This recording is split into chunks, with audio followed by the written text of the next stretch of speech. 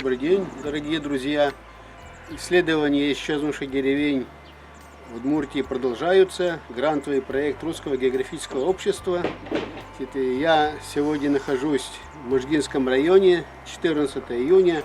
И мы приехали в деревню Кочи. Стоим у Дома культуры Кочи. И рядом со мной местные краеведы, которые жили, знают об исчезнувших деревнях. Вот рядом со мной справа стоит Наталья Александровна Овчинникова. Она методист районного центра дополнительного образования деревень. Ну а Наталья Александровна нам скажет, кто у нас будет рассказывать об исчезнувших деревнях, которые рядом находятся. Можно, Да, конечно. Сегодня нам расскажут об истории своей земли, об исчезнувших деревнях своего сельсовета Надежда Кельматова и Тамара Александрова. Они местные жительницы, живут в деревне Квачи уже давно и все знают. Ну и сейчас поедем в деревню Тедеюр, что означает по-удмуртски это Белый Юр. Белый Яр или Юр? Юрт. Белый Юр, да? Вот мы приехали на место исчезнувшей деревни Старый Юрт или Тедеюрт.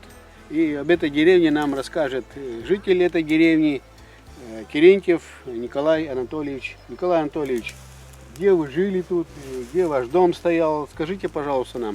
И вот мы жили здесь, родился здесь, напротив Черемухи. Дом был, вот здесь Черемуха растет. 12 домов было в этой деревне. Все здесь в основном телятник был и конный двор. А где работали люди? Люди работали на кирпичном заводе. Мужики, механизатор, у меня отец был, он работал на тракторе. Гущине вставляли в трактор. Добирался до Гущиной пешком. Сколько километров? 6 километров. 6 километров. И в школу ходили туда? И в школу Гущино ходили. А в деревне 12 домов всего было. Какие-то знаменитые люди отсюда выросли? Выросли. Карпов Петр Карпович, главным прокурором республики, работал. К сожалению, уже его нету. И какие годы он работал прокурором главным?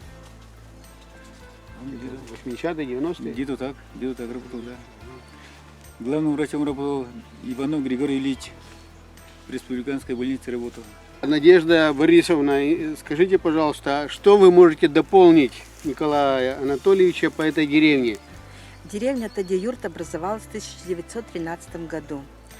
В 1929-м началась коллективизация, организовали колхоз. Но хуторок отдельно не оставили, а присоединили к деревне Гущино, к колхозу «Восход». Первым бригадиром был Карп Никитович Никитин. Конный двор находился в его конюшне, и тут же построили конюховку. В 1930 году деревню перевели в деревню Чижесть, в колхоз «Восход», и опять же на работу ездили туда. Праздники 1 мая, 9 мая, Октябрьские, Пасху в деревне справлялись все вместе. Те, кто приезжал в гости, ходили из дома в дом. Первым в деревне построил дом Игнатьев Петр Игнатьевич. В колхозе имелась большая пасека, 18 лошадей. В деревне было 11 домов, работала смологонка, гоняли смолу и продавали в Татарию. Сеяли зерновые и лен. Во время уборки днем работали на косилке, а ночью скирдовали. Был леспромхоз, сплавляли лес по реке Вала. Последние жители этой деревни уехали в 1964 году. Вот мы стоим на поле с отдельными деревьями.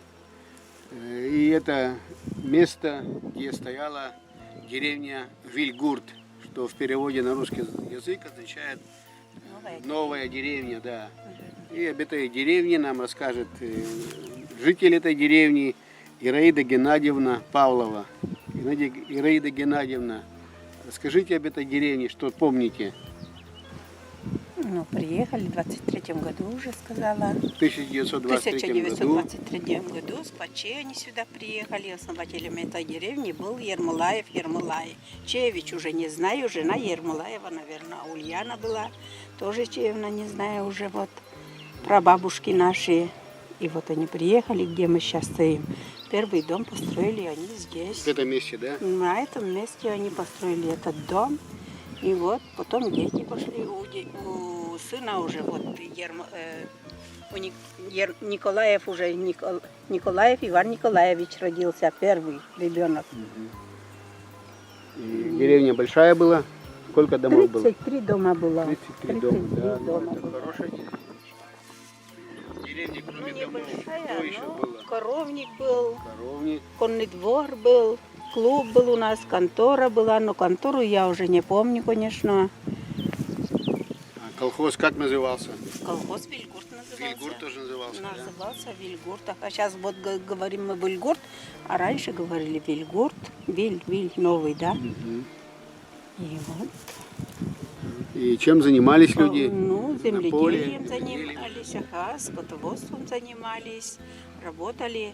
Люди все работящие были, говорят. Это мои родители уже говорят. Я уже со слов их говорю уже. Наверное, сама не пасеки знаю. имели, да? Ну да, у всех пасеки, наверное, были, потому что у Ермолаева, вот у нашего прадедушки уже пчелы были, много пчел было. Вот Николаев Иван Николаевич уже в колхозе работал, в лесу там.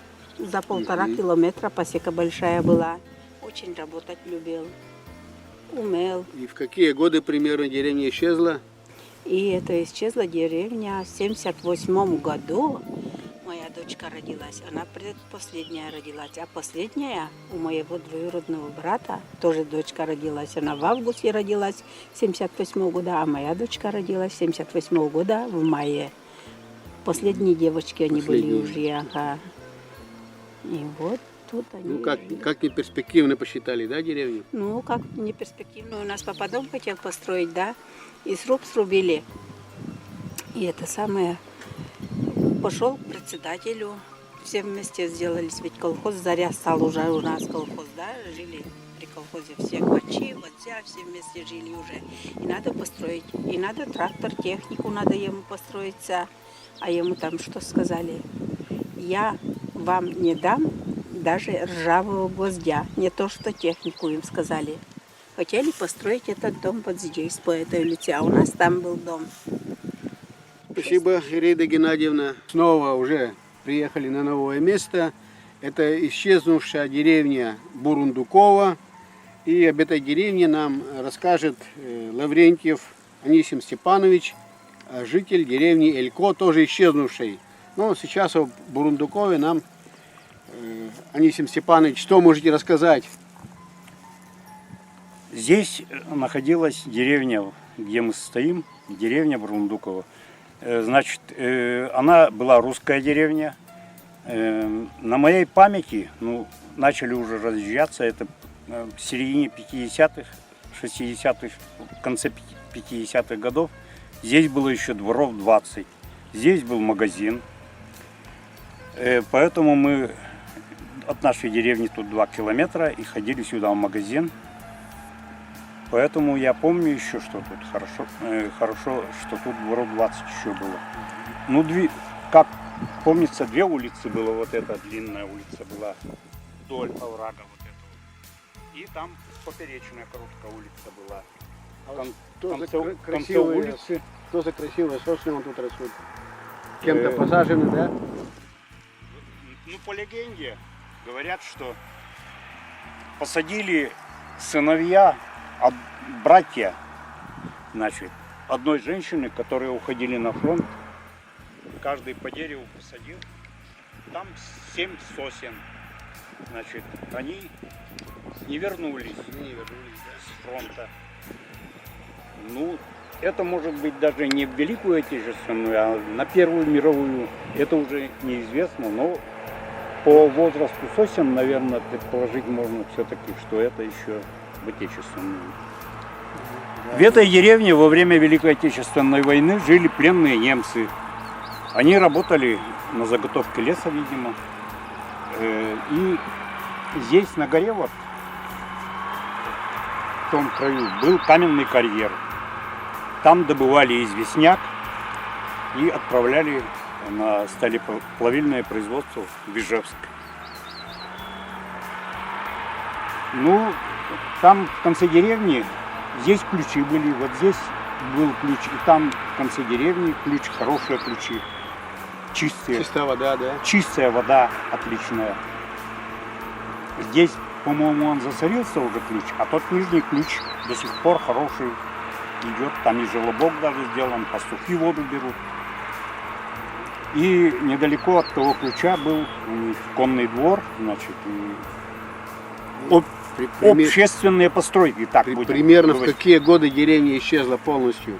Примерно, вот я даже не смогу сказать, наверное, это было в конце 60-х уже, потому что несколько семей из деревни Сутернюк переехали сюда, еще жили. Потом они почти переехали, некоторые здесь и умерли, но старики вот. И больше я точно не могу сказать этого, когда она, деревня, разъехалась окончательно. Ну, она чуть пораньше нашей. Наша деревня в 78 году, последние 3 семьи, уехали из деревни Элько. А вот это в конце 60-х или в начале 70-х годов. А почему Бурундуково называется? Бурундуки здесь водились? Здесь очень много в лесу бурундуков было, действительно. Да, поэтому Спасибо и большое. назвали деревню Бурундуково. Анисим Степанович, интересный рассказ. Мы на новом месте снова приехали на место бывшей деревни Элько. И об этой деревне нам расскажет житель этой деревни Лаврентьев Анисим Степанович, который построил карту своей деревни, бывшей деревни. Лаврентий Степанович, покажите нам свою карту и расскажите об этой деревне. Деревня Элько образовалась в 1922 году. 4 ноября первые 5 переселенцев переехали в деревню. Значит, деревня была рассчитана на 14 хозяйств. Вот эта сторона улицы, вот начиная от Степанова Иосифа Степановича. 14 рассчитана была на 14 хозяйств. Значит, и здесь были семьи многодетные, они отселялись от своих родственников, и деревня постепенно разрасталась. Кроме 14, вот и последние деревни в конце построились. Мой дедушка в конце деревни еще построил хозяйство свое. На этой стороне начали появляться дома, когда уже переехали несколько семей еще дополнительно в 30-е годы. К началу войны в деревне насчитывалось 22 хозяйства. Ну, на этой стороне были пустые промежутки. Здесь Яковлев крайний был, здесь были Трифоновы. Трифонов Николай, который погиб на фронте, на войне. А много на фронте погибло? Погибло 13 человек, что ли, я точно цифру не помню, но участников войны было достаточно. Из 22 хозяйств ушло много. И в 1943 году еще людей 1926 года рождения взяли 17-летних парней, взяли на японскую границу, на в укрепрайон. Туда взяли 3 человек. Одного оставили. У него отец уже потому что погиб было на фронте. Деревня развивалась. В 30-е годы образовался в деревне колхоз. Первоначально был председателем очень недолгое время Безенцев. Вот Безенцев Михаил Алексеевич, отец ихний, его старший сын был Панфил, председателем некоторое время. А потом стал председателем Петров Иосиф Петрович. И он хозяйство очень хорошо поднял, это хозяйство, колхоз. Они до войны еще имели свой локомотив, но он был здесь через лесок, у лога в Нижней Кочи, там у ключа. Потом перевезли его сюда, вот на вот здесь пруд у нас, 2 пруда было раньше. Конного двора, да?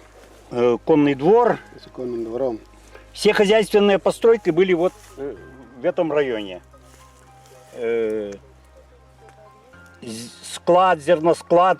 Вот здесь, на месте хозяйства Бусыгина Ивана, он построился в 50-е годы. Первые годы была общественная, ну, общая... Общая территория. Нет, не общая территория, а был, ну, типа коровника. И коровы, и овцы, и куры, и все хозяйство было в одном помещении. Они держали. Но потом, после уже, когда объединились с другими, 5 деревень, колхоз «Заря» стал. Это Сутернюк, Брундуково, Элько, Верхние Квачи, Нижние Квачи. Колхоз «Заря» стал. Построили тут ферму, свиноферму большую. Вот здесь этот находится, ну, домик для свинарок и сушилка. Вот это около этой липы. Да? За этой липой вот это хозяйство стояло. Вот рядом с липой прямо. Вот это липа, да, обозначена? Да. Вот эта липа, под которой мы стоим, значит, она прямо от нее метров 15 и начинались постройки вот этого ряда. Ну, Да, здесь я показал деревня. уже склады зерно, общий склад, зерносклад. Здесь была раньше конюховка, старая конюховка. Вот здесь было помещение для приезжих. Они жили приезжие, то посторонние приезжали и жили. Так, за прудом была пасека. Вот она, территория пасеки. Тут помещения были, домик для выкачивания меда, навес, где лари стояли с этими сушью, рамками сухими и хранились. А здесь был амшаник. Потом перестроили амшаник вот сюда. Здесь, на этом месте, сейчас частник держит пасеку. Анисим Степанович, интересное хозяйство. А зачем, когда исчезло оно? Деревня начала Замечательная деревня. разъезжаться, когда второй этап укрупнения хозяйств начался. В 60-е, к концу 60-х где-то. И начали разъезжаться люди. Половина деревни переехала обратно в Верхние и в Нижние Квачи. Остальные разъехались кто в Горняк, кто на льнозавод. А молодые уехали кто в Можгу, кто в Ижевск. И поэтому деревня разъехалась. Последние 3 семьи зимовали здесь в 77-м, зиму 77-78 года. Осенью 78 года вот эти 3 семьи переехали, все 3 семьи переехали в Квачи.